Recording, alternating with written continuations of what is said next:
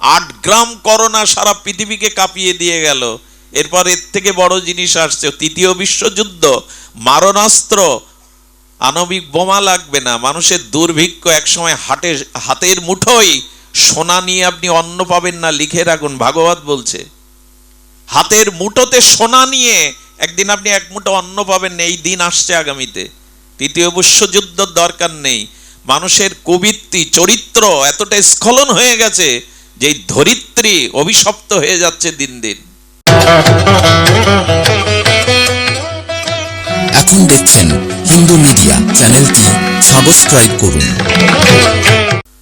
আমাদের মূল জিনিসটাই শান্তিরই তো খোঁজ করি আমরা, সেই শান্তি পাচ্ছি না কেন? তার কারণই আমাদের ঋষিরা, আর্যরা, আমাদের ভারতীয় মুনি ঋষিরা আমাদের গ্রন্থাবলী, বেদ, বেদান্ত, উপনিষদ, শ্রীমদ্ ভগবত গীতা, ভাগবত এই বাণী বলছেন, অন্যের সাথে তুলনা করতে যাবেন না।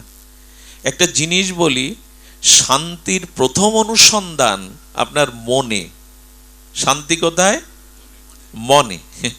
একজন এসে বলছে, বাবা স্ত্রীকে নিয়ে আর পাচ্ছি না, কি করি বলুন তো? আমার জ্বলতে জ্বলতে তো পুড়ে অঙ্গার হয়ে গেলাম। এক কাজ করো, তাকে কিছুদিন বাপের বাড়ি পাঠিয়ে দাও।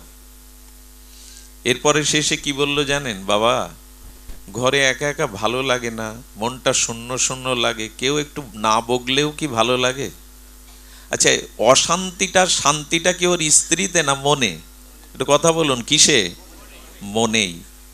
শান্তি বাইরের কোনো পরিস্থিতি আপনাকে দিতে পারে না, আপনার মনই আপনাকে শান্তি দিতে পারে। বোঝা যায় মা? স্ত্রী বাড়িতে আসে তাই জ্বলছে, ঠিক আছে, সে বাপের বাড়ি চলে গেছে, এখন বলছে ভালো লাগে। কেউ একটু না বগলে, কেউ কথা না বললে ভালো লাগে, তার মানে ওর মনেই হলো শান্তি অশান্তির কেন্দ্র। মনটাকে নিয়ন্ত্রণ করতে হবে, মনের স্থিতি চাই। এজন্য ভগবান বললেন, শান্তি যদি পেতে চাও, আহা, তার প্রথম সূত্র হলো মন মনা ভব, মনটা আমায় দাও। এইখানেই শান্তির সূত্র, মনটা আমায় দাও। দেখুন, মনের এমন ক্রিয়া, আমি আপনাকে 7 মিনিটেই এখন মন ভালো করে দিতে পারি গীতার অনুযায়ী। 2 মিনিট চোখ বন্ধ করুন, এখন করবেন না, বাড়ি গিয়ে করবেন। 2 মিনিট চোখ বন্ধ করে 3 মিনিট জোরে জোরে নিঃশ্বাসটা গ্রহণ করুন আর প্রত্যাহার করুন ধীরে ধীরে। 5 মিনিট ভাবুন, যে পরিস্থিতিতে আছি এই পরিস্থিতি আমার জন্য ভগবান ভালো রেখেছেন। 7 মিনিট আপনি বাড়ি গিয়ে করবেন, আপনার মনের অশান্ত ভাব অবশ্যই কিছুক্ষণের জন্য শান্ত হয়ে যাবে। 2 মিনিট চোখ বন্ধ করুন ধ্যানস্থ হয়ে, 3 মিনিট নিঃশ্বাসটা জোরে জোরে গ্রহণ করে প্রত্যাহার করুন ধীরে ধীরে। আর মনে মনে ভাবুন, যে পরিস্থিতিতেই আমি আছি ভগবান রেখেছেন, এটাই আমার মঙ্গল। 7 মিনিট একটু সময় দেন, দেখবেন আপনার মন শান্ত হয়ে গেছে। আমাদের ঋষিরা বলছেন, যে পরিস্থিতিতে আছো তাতেই আমি ভালো আছি, ভগবান আমাকে ভালো রেখেছেন, এই বর্তমান পরিস্থিতিটাকে, মনটাকে মানিয়ে নাও, বোঝাও আমি ভালো আছি। আচ্ছা, সৃষ্টিকে বদলানো যাবে? এই যে জগৎ যেভাবে চলছে আপনি বদলাতে পারবেন?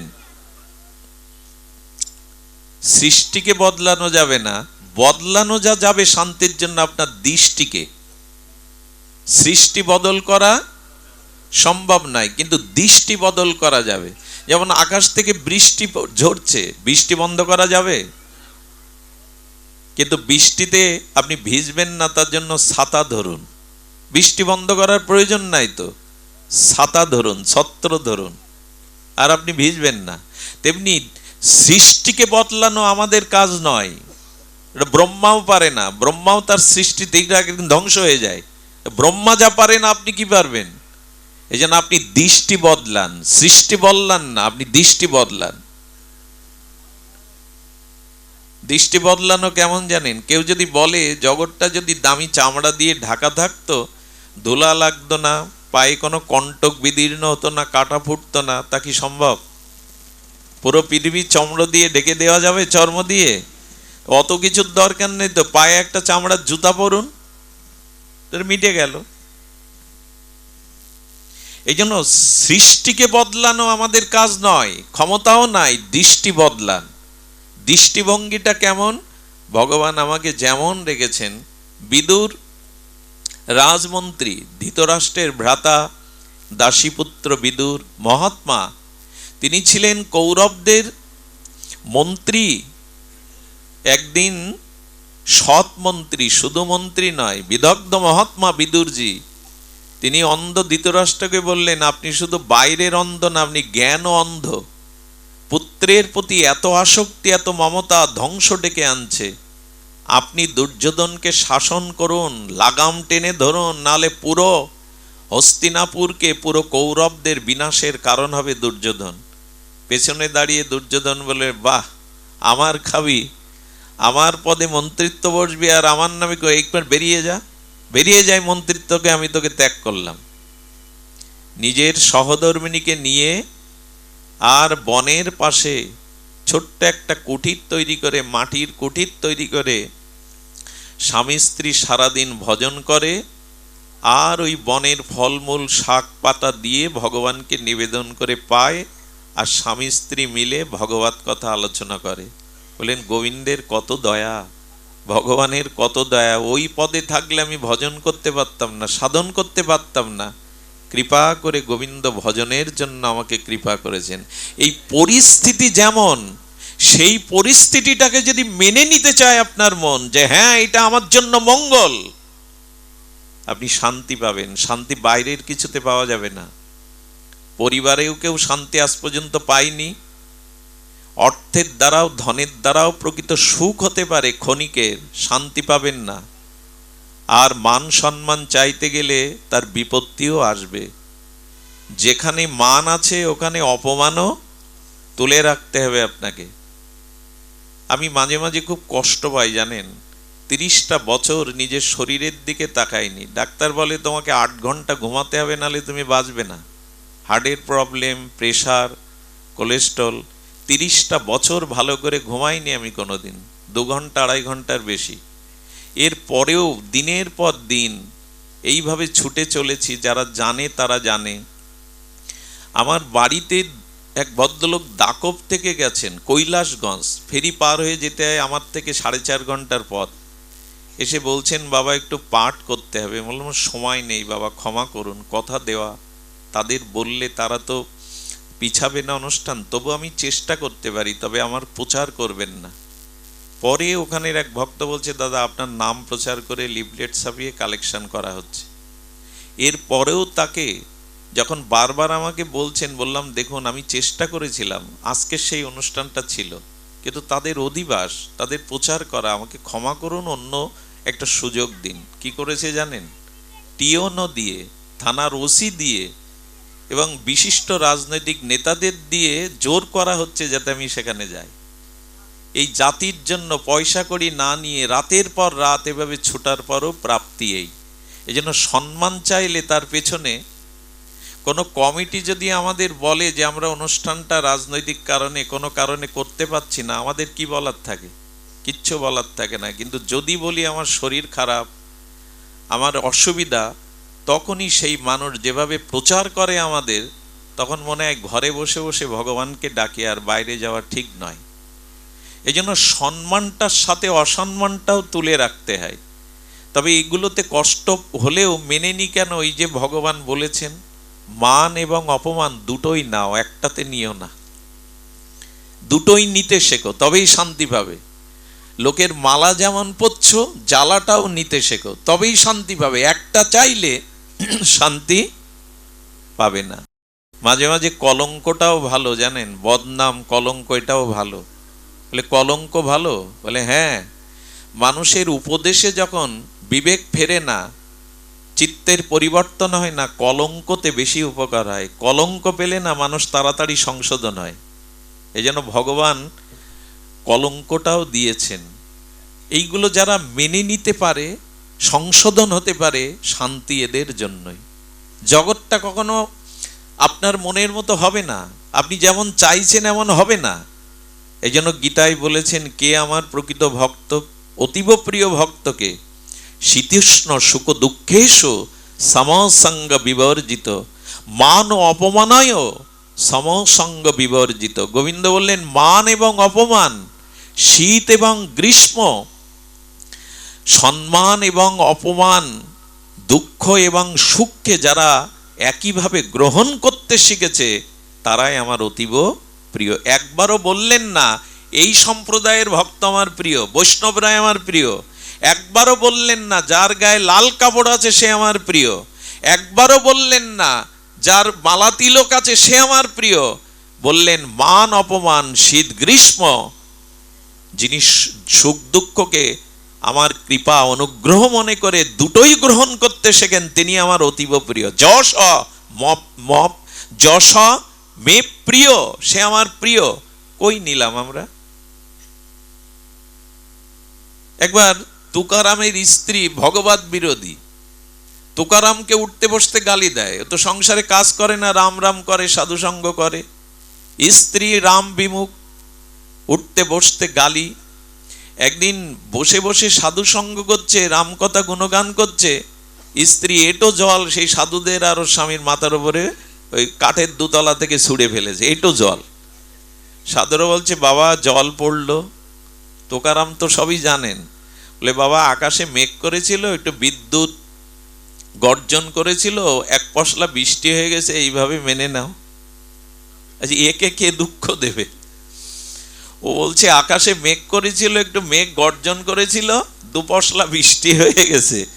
এই যদি ভাবে তো ওর স্ত্রী কি দুঃখ দেবে? একদিন তোকারামকে ডেকে এক সাধু বলছে বাবা আপনি এমন, আপনার স্ত্রী এমন, কষ্ট হয় না? বলে আমার প্রতি রামের কৃপা আছে, ওই স্ত্রী যদি আমার মনের মতো হতো, আমার আসক্তি আমার ভালোবাসা সব আমি ওকে দিয়ে বসতাম। রাম চেয়েছে ওর প্রতি না, ওই ভালোবাসা যেটা পাওনি ওটা এবার আমায় দাও, এটাই তো আমার কল্যাণ করেছে। এইভাবে ভাবলে আপনার স্ত্রী মনের মতো না, এই দুঃখ কে দেবে আপনাকে? এই জন্য যে পরিস্থিতিতে আছি সেটা ভগবানের কৃপা মনে করে যদি মেনে নিতে পারি, আপনি দিন নেবেন রাত নেবেন না হয়। আচ্ছা আজ পর্যন্ত কাউকে বলতে শুনেছেন রাত এলো কেন? একথা কেউ প্রশ্ন করেছেন কারো কাছে, রাত তুমি আসবে কেন? করেছেন কেউ আজ পর্যন্ত প্রশ্ন? কারণ আপনি জানেন এটা স্বাভাবিক, দিনের পরে। আচ্ছা পূর্ণিমার পরে অমাবস্যা আসবে কেন, এই প্রশ্ন তোলেন না? কারণ এটা জগতের স্বাভাবিক ক্রিয়া, এগুলো আমাদের মেনে নিতে হবে। তেমনি সুখ দুঃখটা, মান অপমানটা স্বাভাবিক, এটা ভগবানের এই জগতের নিয়ম মনে করে মেনে নিন। আরে ব্রহ্মা বলছেন, বসুমাতা গিয়ে জানাচ্ছে পাপের ভার বেড়ে গেছে প্রভু, আমি আর পাপ সহ্য করতে পারছি না। ধরিত্রী মা বলছেন গাভী রূপ গিয়ে, ব্রহ্মাজি আপনি সৃষ্টিকর্তা, আপনি একটা উপায় করুন, এত পাপ, এত অত্যাচার, এত অন্যায়, আমি ধরিত্রী, আমি পাপের বোঝা আর বইতে পারছি না। এত পাহাড় পর্বত বইছি কিন্তু পাপ এত ভারী আমি বইতে পাইছি না। ব্রহ্মা কি বলেছিলেন জানেন? আমি গবেষণা করে কি করব, সমাধান আমার কাছে, চলো ক্ষীরোদ সাগরের তীরে গিয়ে ভগবানকেই আমরা আরাধনা করি। আরে ব্রহ্মা যদি কিছু না করতে পারেন তা আপনি আমি কি করব? সৃষ্টিতে কি হচ্ছে, কোথায় হচ্ছে, এ ভাবনা ব্রহ্মা ভেবে কিছু করতে পারছেন না, ভগবানকে ডাকছেন, আপনি আমি কি করব? ভগবানকেই ডাকুন, তার শরণাপন্ন হন। তমেব শরণাঙ্গশ্চ সর্বভাবেন ভারত, তৎপ্রসাদাৎ পরং শান্তি স্থানাং প্রাপস্যি সশতম। এই হলো শান্তির উপায়। দেখুন টাকা দিয়ে খাট কিনা যায়, ক হাজার টাকা, লাখ টাকার, ঘুম কিনতে পারবেন না আপনি। টাকা দিয়ে আপনি সুখের সম্ভার কিনতে পারবেন, শান্তি কিনতে পারবেন না। টাকা দিয়ে রূপোর খাট করুন, ঘুম কিনতে পারবেন, কিন্তু খাট কিসের জন্য? ঘুমই যদি না হয় তার উপর খাট, সোনার খাটে শুয়ে কি করবেন? শান্তি চাই, আর সেই শান্তি একমাত্রই দেখুন ভগবান বলে চলেছেন, মত চিত্ত মনটা আমায় দাও। দেখুন এখানে যারা এসছি অনেকেই ঘুমাচ্ছেন, ঝিমাচ্ছেন, অলসতা প্রকাশ করছেন, কিন্তু যারা মনটা হরিকথার দিকে দিয়েছেন, আমি বিশ্বাস করি এখন অন্তত কিঞ্চিত সংসারের থেকে বেশি শান্তি পাচ্ছেন আপনি। কারণ মন যদি স্থিতি হয়, মন যদি কোনো সদ্ভাবনায় ভাবিত হয়, মন যদি ভগবানের নাম রূপ লীলাতে মনের আবেশ আনতে পারেন, তখনই আপনি প্রকৃত শান্তির সন্ধান পাবেন। এর আগে শান্তি কোথাও নাই। সারা পৃথিবী এই শান্তির খোঁজ করছে। শান্তি একমাত্র ভগবত ভজনে, ভগবত চরণে, স্মরণে। মনের স্থিতি আর কোথাও হবে না। দেখুন, মন যেটা চাইছে ওটা যতক্ষণ না পাবে ততক্ষণ শান্তি, যা চাইছি তা যতক্ষণ না প্রাপ্ত হচ্ছে শান্তি পাওয়া যাবে? তো মন চাই কি? মন চাই ভগবানকে, মন চাই ভগবানের প্রেমকে, ভক্তিকে, কিন্তু আমরা ওখানে দিচ্ছি। আচ্ছা, গাড়ি আর ড্রাইভারের দুটো খাদ্য আলাদা আলাদা না এক? ড্রাইভারের খাদ্য আর গাড়ির খাদ্য এক?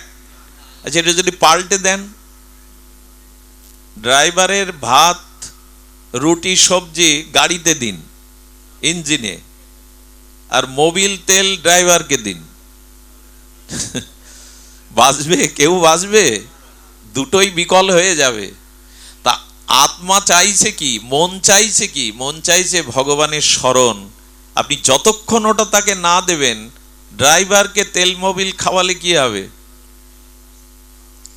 তা আত্মা চাইছে, মন চাইছে ভগবানের ভজন, ওটা তাকে না দেওয়া পর্যন্ত শান্তি সব ওলট পালট হয়ে যাবে। 2-1 ঘন্টা বসি কি ঠাকুরের সামনে? পেপার পড়ি প্রতিদিন, গীতা পড়ি তো একটা শ্লোক প্রতিদিন। চা 3 বেলা 4টে লাগে, 5টা লাগে। চৈত্র মাসে বৈশাখের খরা রৌদ্র বলি লেবু চা, লেবু চা, মাথা যন্ত্রণা করে। চা তো খান, চরণামৃত পান কখনো? শান্তি চাইলে পাওয়া যাবে? ছেলের হাতের মোয়া যে কেড়ে নিলাম,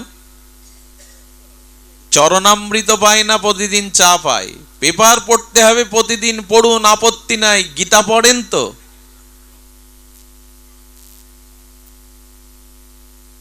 সুধীবৃন্দ, এই জন্য আমাদের জীবনে টিভি, টেলিভিশন 4টে ক্ষতির কারণ। টেলিভিশনে 4টে ক্ষতির কারণ, কিন্তু তার পেছনে মানুষ ঘন্টার পর ঘন্টা সময় দেয়, অথচ 4 মালা জপ করতে 25 মিনিট 30 মিনিট লাগে, তা কেউ জপ করে না। শান্তি চাইলে পাওয়া যাবে? ভগবানকে স্মরণ করেন। মন চাইছে কি? আত্মার খাদ্য কি? আত্মার খাদ্য জগতের কিছু না, একমাত্র ভগবান নাম, ভগবত চিন্তন। সেটাই তো তাকে দেই না। টিভির রিমোটের চ্যানেল 250, ওই প্রতিদিন ওই ঘোরান। ওই ঘোরালে কি হবে জানি না, 4টে জিনিস হবে। সময়, মানুষের জীবনে সব থেকে মূল্যবান সময়, ওই সময় ব্যয় হবে। দ্বিতীয়ত চোখের দৃষ্টির ক্ষতি হবে। তৃতীয়ত অর্থ ব্যয় তো হয় কেবল লাইন নিতে গেলে। চতুর্থত চরিত্র কোথাও না কোথাও দোষ এসে যাবে। মানুষ যা দেখে তাই শেখে। আচ্ছা, কল্যাণটা কি বলুন তো? এ দেখে কল্যাণটা কি একবার আমার বলুন। কেউ সৎ হয়েছে, কেউ সাধু হয়েছে, ওই দেখে একবার প্রমাণ করুন, আমি ব্যাসপীঠ ছেড়ে দেব। ওটা দেখুন, সারাদিন কাজের পরে সংবাদ দেখুন, আপনি সিরিয়াল দেখুন, ক্ষতি নেই। দুটো হাত তো আছে, অন্তত এক হাতে মালা ধরুন, এক হাতে ওটা টিপুন, আর এক হাতে একটু মালা টিপুন। মালাটা ঘোরালে আর এই জন্ম মৃত্যু চক্রে ঘুরতে হবে না আপনার। ভগবানের নাম জপ করলে এই জন্ম মৃত্যু চক্রে ঘুরতে হবে না। তা ঘোরাবো না, রিমোট ঘোরাবো। নারদকে এমনি বলছেন, জগৎটা অন্ধকার নেমে এসছে, কলি ঘোর তিমিরে গরসল জগজন, ধর্ম কর্ম রহুদূর, কলি দোষ ও নিধে। কলিতে শুধু দোষ আর দোষ। সারা পৃথিবী চলছে এখন। 3য় বিশ্বযুদ্ধের দরকার নাই। আগামীতে যে ভাইরাস আসছে, আগামীতে যে মরণ ব্যাধি আসছে, এক করোনা জানিয়ে গেল, সতর্ক হও। 8 গ্রাম করোনা সারা পৃথিবীকে কাঁপিয়ে দিয়ে গেল। এরপর এর থেকে বড় জিনিস আসছে, 3য় বিশ্বযুদ্ধ, মারণাস্ত্র, আণবিক বোমা লাগবে না। মানুষের দুর্ভিক্ষ, একসময় হাতের মুঠোয় সোনা নিয়ে আপনি অন্ন পাবেন না, লিখে রাখুন, ভাগবত বলছে। হাতের মুঠোতে সোনা নিয়ে একদিন আপনি 1 মুঠো অন্ন পাবেন না। এই দিন আসছে আগামীতে। 3য় বিশ্বযুদ্ধ দরকার নেই। মানুষের কুবৃত্তি, চরিত্র এতটা স্খলন হয়ে গেছে যে ধরিত্রী অভিশপ্ত হয়ে যাচ্ছে দিন দিন।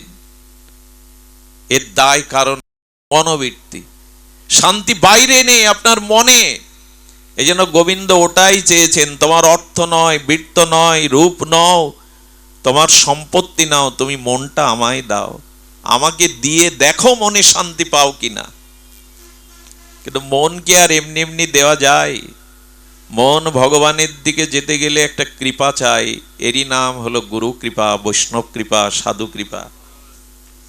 এই কৃপা ছাড়া আপনি নিজ চেষ্টায় মন ভগবানের দিতে পারবেন না। শ্রী ভগবানে মনের জন্য মহৎ কৃপার অপেক্ষা আছে।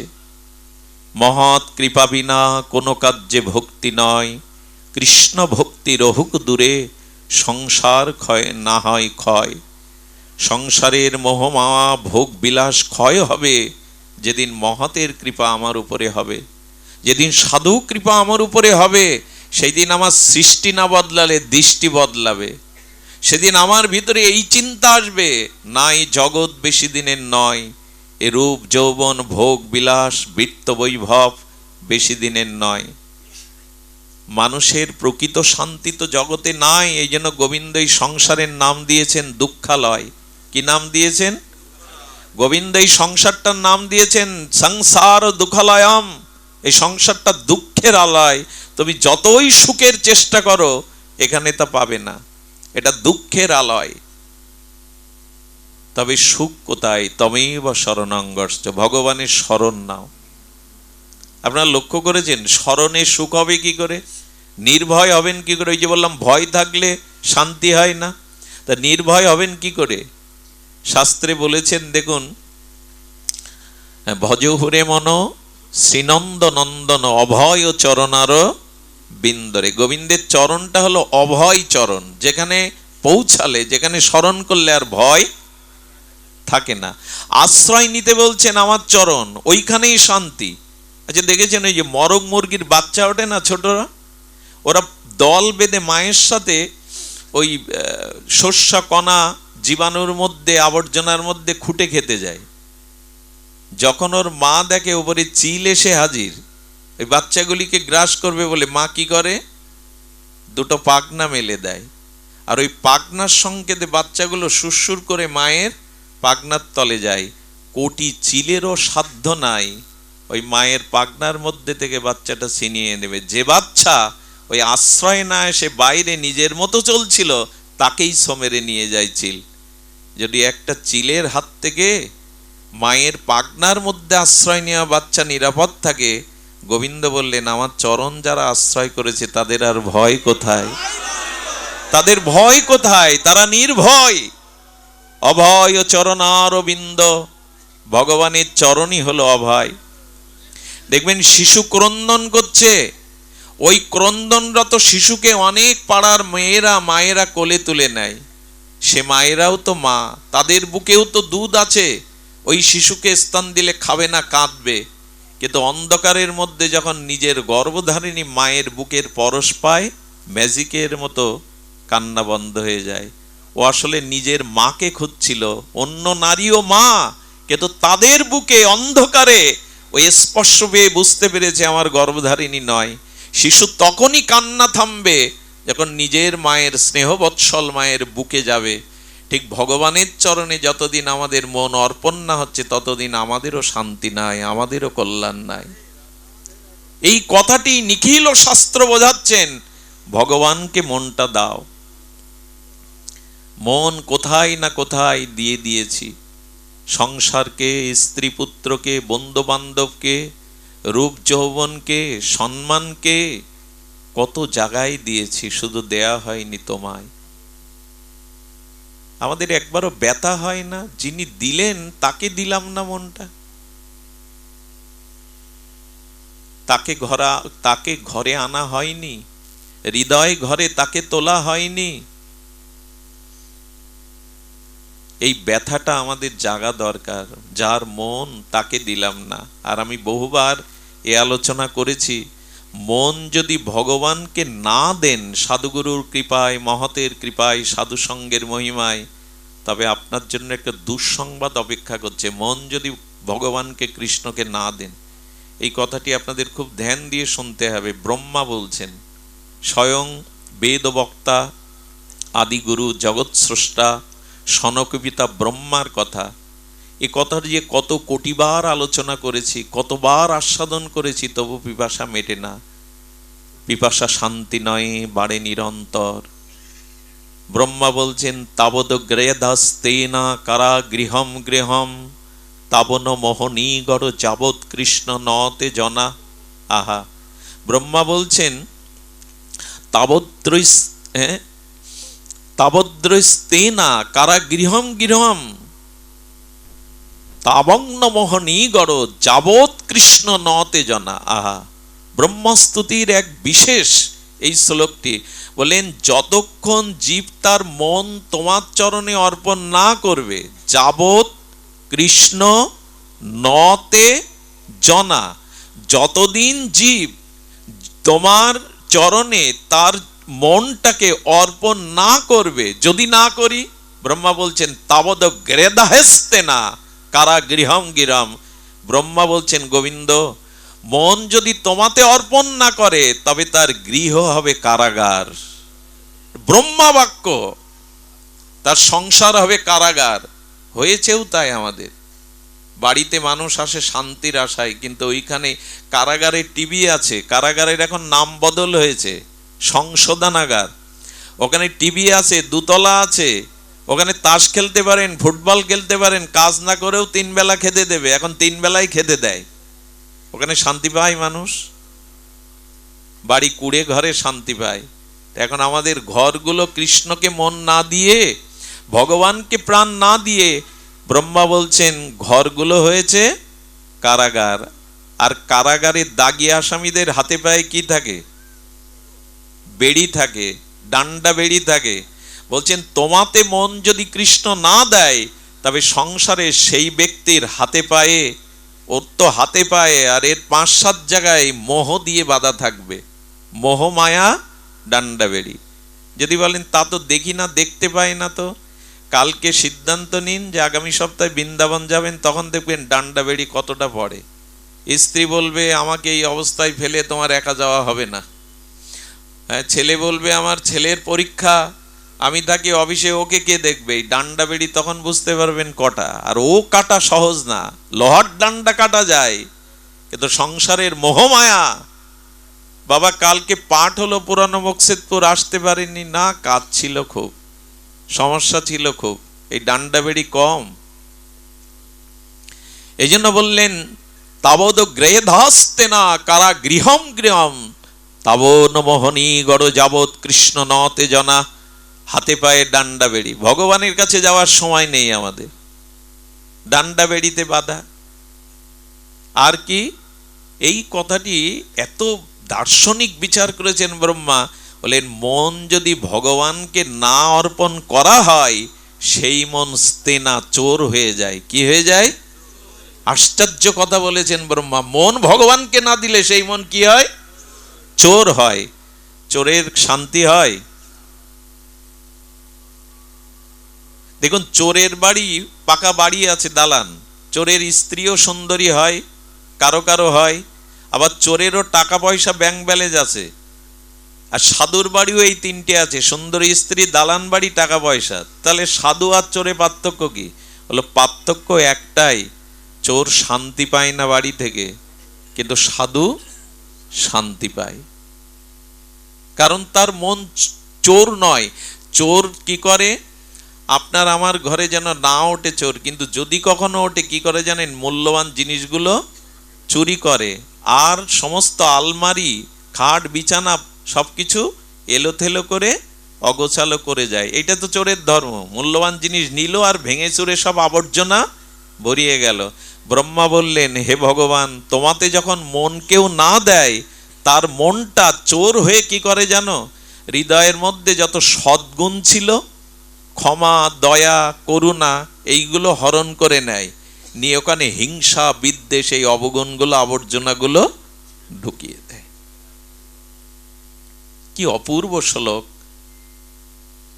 যাবৎ কৃষ্ণ নতে জনা, যতদিন জীব তোমাতে মন না দেবে, সংসার হবে কারাগার, হাতে পায়ে উঠবে মোহর শৃঙ্খল, আর তার মন চোর হয়ে যাবে। সদ্গুণগুলো মন থেকে চুরি করে অসৎগুণগুলো ওখানে প্রবেশ করিয়ে যাবে। এখন উপায় বলি, সমস্যার মাঝে মাঝে উপায়ও বলছি, একটু সংকেতে শুনে নিন। গোবিন্দ সেটিই বলছেন, তমেব শরণাঙ্গস্য সর্বভাবেন ভারত। আমার কৃপাতেই শান্তি পাবে, তৎপ্রসাদাৎ পরাং শান্তে স্থানাং প্রাপস্যি সশতম। অপূর্ব। ভগবান বলছেন ইহকালে শুধু শান্তি না, মৃত্যুর পরেও তোমাকে নরক যন্ত্রণা কর্মফল ভোগ করতে হবে না, আমি পরকালেই আমার নিত্য 700 গোলক বৃন্দাবনে তোমাকে নিয়ে যাব। ইহকালেও যেমন তোমাকে আমি শান্তি দেব, পরকালেও তোমাকে আমি শান্তি দেব।